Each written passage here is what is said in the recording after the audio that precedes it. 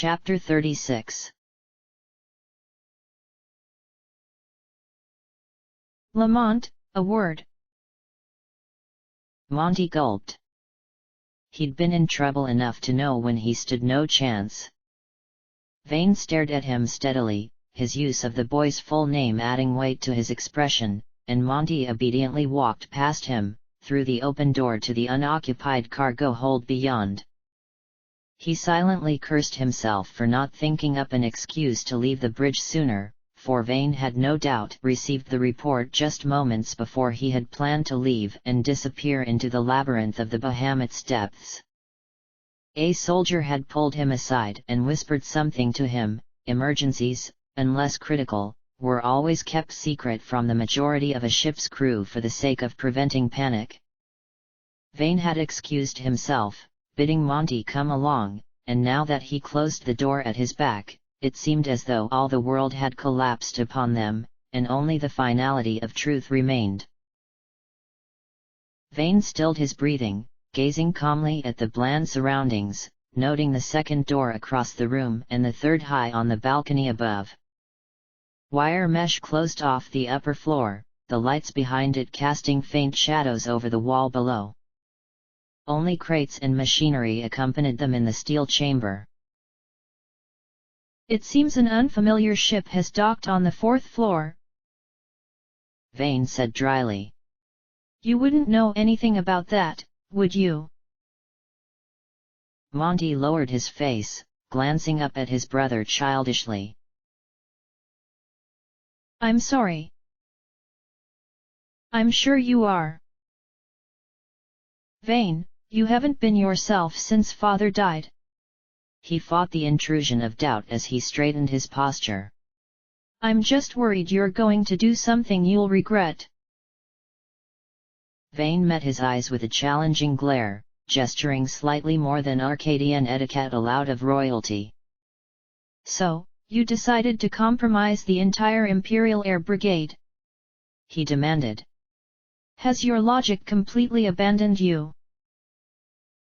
Me? Monty bit back. You're forcing a defeated fleet into battle. They're only going to hate you more. He broke eye contact for a moment. If I let them off easy, they'll simply regroup and rise up again. Not if you grant them their sovereignty. And leave them to wreak their retribution on Arcadia as they see fit. Looking back to the boy, he quickly regained his composure, his tone growing from an accusation to a scoff. You are full of hope, little brother, but you lack foresight. Not everyone is as forgiving as you. Lamont stepped forward in a candid attempt to close the unusually expansive gap between them. Maybe not, but if you'd just try to lead by example. It's not that simple. He drew away, beginning to pace. Even were their vengeance quelled, Rosaria has been waiting years for such an opportunity. Rosaria is only so protective because Arcadia has become the greater power in this war. Rosaria started this war. Then Rosaria is our enemy, not Dalmasca, and not Nubradia or Landis, either. The strength of his voice caught them both off guard, and as Vane stopped to look at him once more, he softened his tone to a forceful plea. Release them from occupation and Arcadia will only be half the threat. All the more reason for them to attack, Vane countered, shaking his head. If they do, it will be without merit. As we stand right now, you're inviting it. As we stand now, I can handle it. He, too, strove to lighten his tone, unwilling to berate his brother in the same soul-crushing way that their father had so effectively bullied Vane himself into worthlessness and hate. Without Dalmasca and Nubradia, our borders will be a nightmare, he said forcefully. Ashalia is willing to ally with us if we make her queen, Monty replied, equally calm and compelling.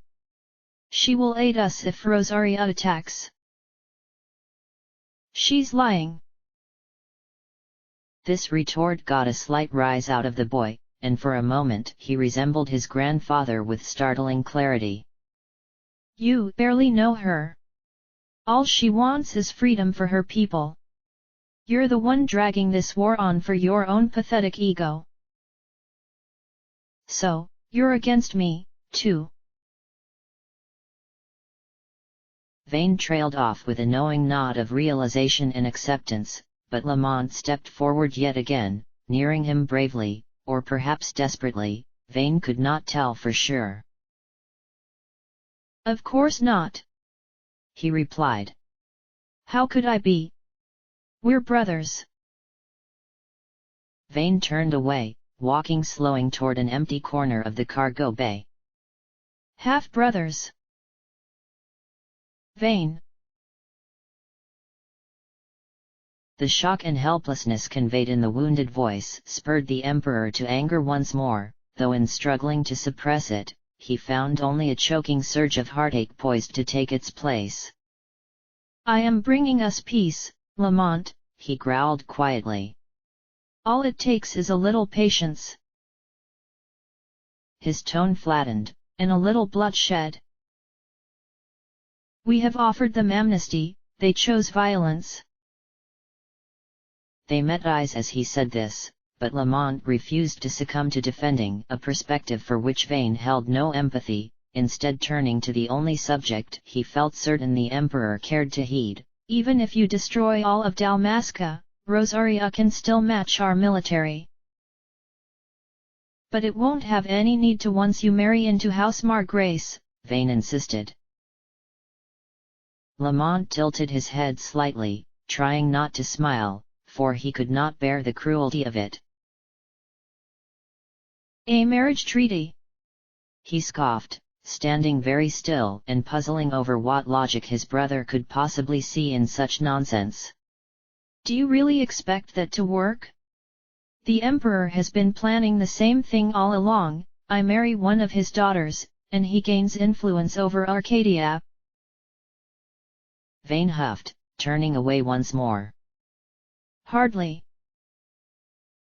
The conflict will worsen, Vayne, Monty went on, again following him, drawing nearer to him. You'll kill her, he'll kill me, either way, the war goes on. Vayne looked on him with searing rage, his eyes savage and his mind tangled with thoughts of resentment and fear, and for an instant he could see the boy's mother, frozen in perpetual teenage youth. He had had this same conversation with her, hadn't he? He could recall what she wore that day, the jewels at her throat, the elegant plaiting of her hair, but her words eluded him. Had they even spoken at all? He had seldom said more to her than etiquette required. He never knew what to say to her, never.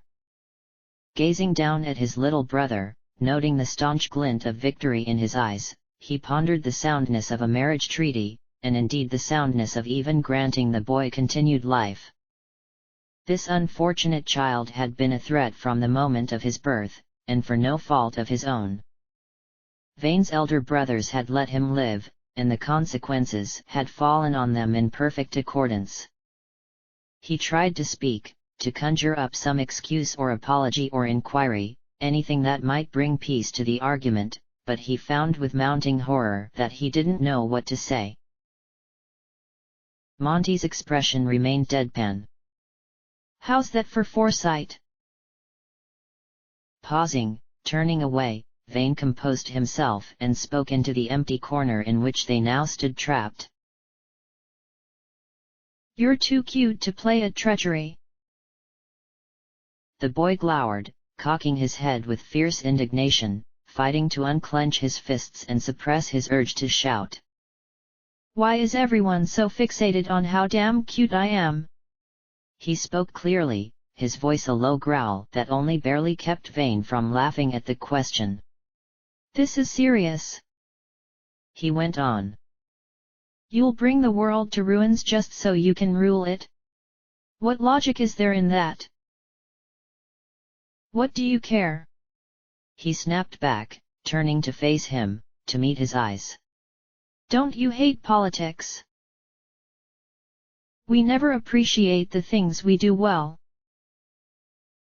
The child's calmness shook him, and his gaze fell to the floor gravely. How bad is it? They know about the troops in the mountains. A moment of silence, and he added. And the navy.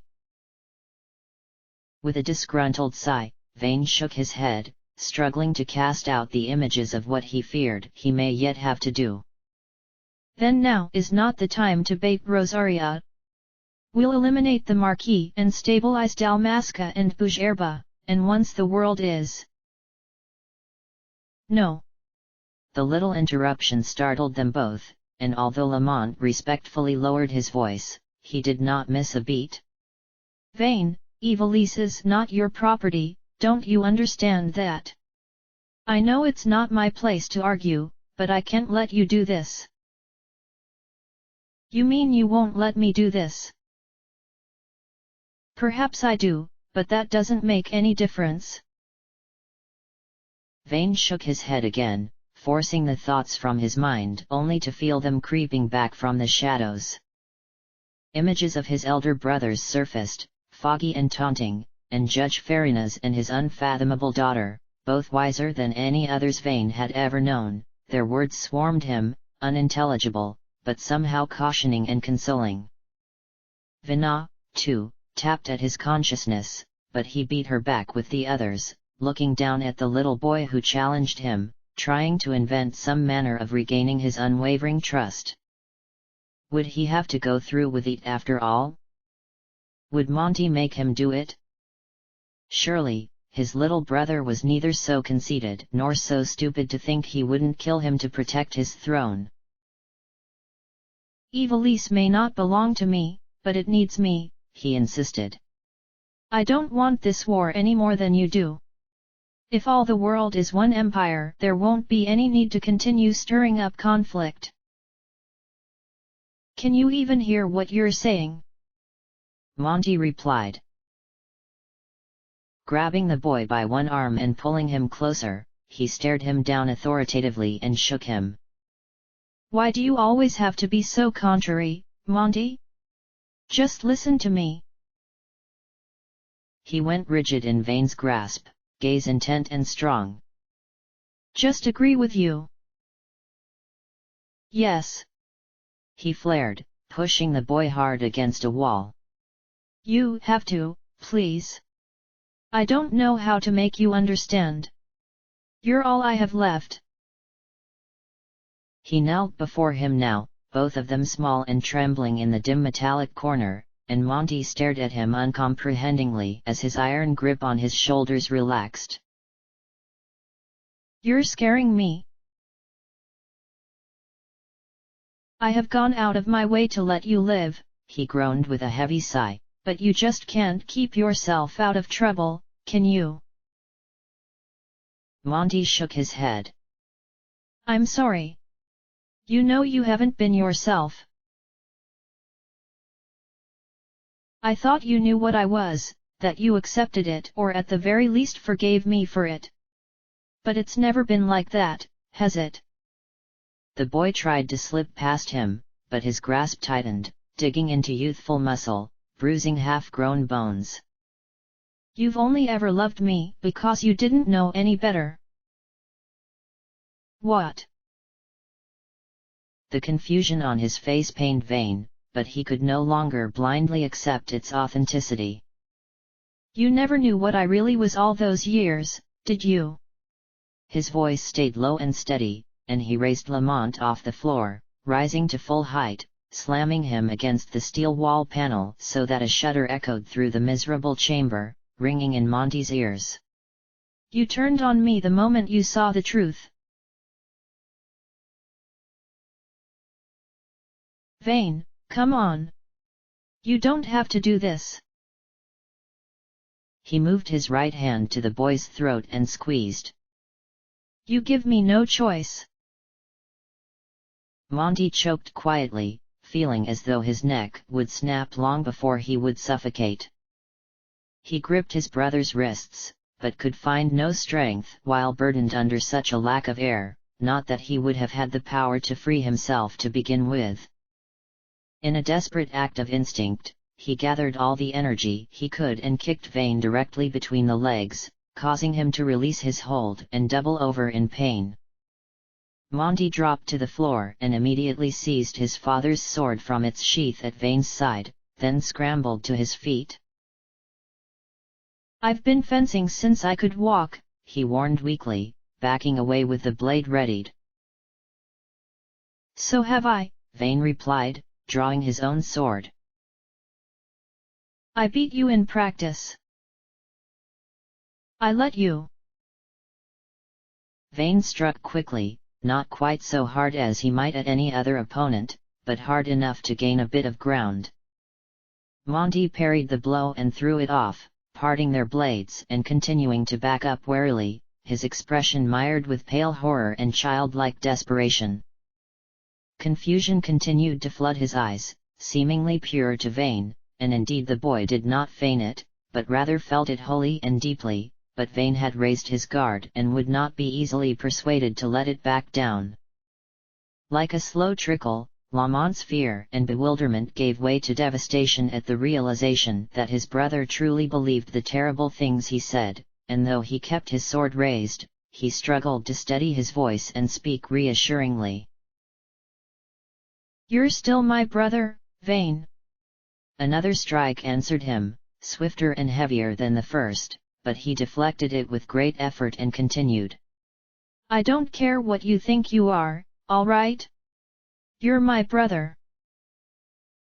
Still more blows fell upon him, and while he blocked every one, he could not match the increasing ferocity, tripping up as he backed away and nearly falling in such a manner that would open a deadly gap.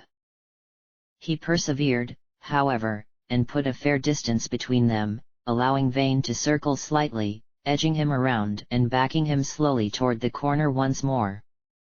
They had sparred for play often enough, but he had never seen the boy recover so well and knew that holding back as he usually did would get him nowhere.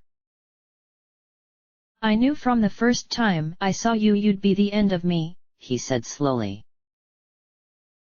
"So why didn't you kill me then?" Monty asked in reply. "I deserve it." He seemed to nod a bit with this, nearly imperceptible, and a faint smile threatened to break the intensity of his countenance, revealing only briefly the distraught pang of panic within his heart. "I know you'll never understand, Monty, but you're the worst punishment I could have ever received." Monty hesitated, stilled, looking into the Emperor's eyes with a wavering compassion that bordered on pity. He had despised futility for all the days of his short life, but he would not fight his brother any longer, even for his country. He would not sink to this level of betrayal. "I do understand." He dropped his father's sword, letting it clang gracelessly against the metal floor. "I've done all I can do here. Go ahead and punish yourself to your heart's content." Vane's perception seemed to slow then, the words moving listlessly, yet hitting him with overwhelming force. This little brother he had cared for so deeply for so many years had always possessed more wisdom than he himself could hope to attain, but for the first time in his life, he refused to believe it. Monty talked big, but he was only a boy. Vane, an adult, an emperor in his own right, knew what was best for his brother and for his country, and he would not let the ambitious naivete of his only remaining rival ruin the great work he could do for Ivalice and its inhabitants. Thinking back now to the months preceding Lamont's birth, he struggled frantically to recall a conversation he had had with the boy's mother concerning such things as succession and monarchy. Hadn't they spoken of this once? On second thought, did they ever speak at all? He recalled the balcony, the gleam of her black hair, the only time they had shared each other's exclusive company, save for the dreadful day when he had sought her out to tell her of her father's untimely demise at his side. They could not have talked about Monty then, or any matters of state, but that day on the balcony. No, they had never discussed anything of this caliber, indeed, they spoke so rarely that they never received the chance. The calm resign of Lamont's countenance roused Vane's memory, and he knew that on that day, 2 weeks before the boy's birth, they had talked of nothing consequential. The sun had neared its height, and she wore pink, delicate and pale against the gentle blue of the sky as she stood on the balcony off the 4th-floor drawing-room. The white expanse of her private garden sprawled below, and she smiled congenially as Dr. Sid chased his wife through it, their coy laughter floating upwards on the breeze. Vane had come to fetch her, his father had some business about which he sought her opinion. Drace stood watch silently, and Zacht remained distant at the back of the room as Vane approached his stepmother, and all three wondered at the strange elegance she managed. Even in the heaviness of pregnancy, she did not stoop or waddle as other women needed, and from behind she appeared as trim-waisted as any other girl. Vane could not look at her belly, even at 17, the thought made him blush. "The Emperor has been looking for you," he said plainly, lingering a few paces behind her. "Something about the new library, I suppose," she replied. "I believe so." She did not make to leave, and his throat seemed to stick as he searched for something more to say. His late protector, Judge Farinas, had always possessed a dignified manner of speech that allowed him the gift of saying exactly what each conversation called for, no more and no less. His daughter followed closely after him, but Farinas had understood Vane's disposition and Vane had understood his. He had no bearing on this woman by which he could adjudge what she wished to hear from him. At heart, he feared she hated him, for he had brought about her father's death in the field of battle. Had he not behaved so repugnantly young and brash and foolish that day on the border of Landis, Farinas would yet live and she may never have met Gramus, much less shared his throne. But somehow, it seemed fair to Vane. He had killed her father and she had married his. Hearing the shift of armor as both judges behind him sensed his discomfort, he turned to leave, taking only a single step before she called him back. "Vane." "Yes." She faced him now, a small smile briefly crossing her face, and she continued a bit awkwardly, "That's strange. I have never called you Vane before." He nodded. "I suppose it's your prerogative." Now something changed in her expression, a seriousness that overcame her as she tilted her head a bit. She seemed uncommonly bright somehow, the sun above her and the wide blue sky at her back, but he thought perhaps that from the comparative darkness of the room in which he stood, he could not hope to escape such an illusion. "You think I'm greedy, don't you?" she asked, eyes sullen and tone soft. "After His Majesty's power." "I beg your pardon." He nearly drew back as he said it, and she quickly spoke again, "Please don't hate me, my father couldn't bear that." Shaking his head and chancing another step forward, he met her gaze as intensely as he would have met her father's. "I don't hate you, my lady," he insisted. "I would never think you were out for the throne." He halted then, minding his boundaries. "It's just that, forgive me, but I have trouble understanding you." Lowering her head momentarily in a demure gesture of curiosity, she asked, "Really?" "I understand that it's none of my business," he stammered quietly, "but you hardly knew each other when you married. I can see that you don't love him." "Not as I should, perhaps, I can't deny that. But he's been so kind to me. I do love him in that way. And that's enough." She glanced off to the side, long lashes batting in contemplation. A marriage is a contract, she said slowly. And no one ever talks about what exactly is exchanged. I was poor and your father was lonely. And I suppose I was lonely, too, for that matter. We didn't agree to love each other, we agreed to care for each other. Is it really so simple to you? He pressed, fighting to keep his tone respectful. Truly, he asked out of genuine curiosity rather than contempt. Just that easily, you settled for a husband who could just as easily be your father. Settled? She asked back. Haven't you seen the way your father treats me? Even were I not an empress, I would always be one in his eyes. But you don't love him. He knows that. He's given me someone to love. A faint smile lit her face, and she did not draw a hand to the swell in her gown, but her voice made the point clear. In all truth, I didn't have much say in this marriage, but I don't regret it. But you would never have even met him if I'd just kept my head about me. Looking away bitterly, just briefly, he straightened and calmed. God, I'm sorry. That's not for me to say. Her eyes grew gentler, though her face lost all emotion, and he averted his gaze like a scolded child, studying the countryside in the distance before glancing down to the fine stone tile of the balcony's floor. She had cried when he told her of her father, and it had seemed as though everything he said to console her went unheard. She only thanked him. Nothing had changed now, he thought, and cursed himself for daring to breach the subject again. At length, she left the balcony, walking swiftly past him. I shouldn't keep him waiting.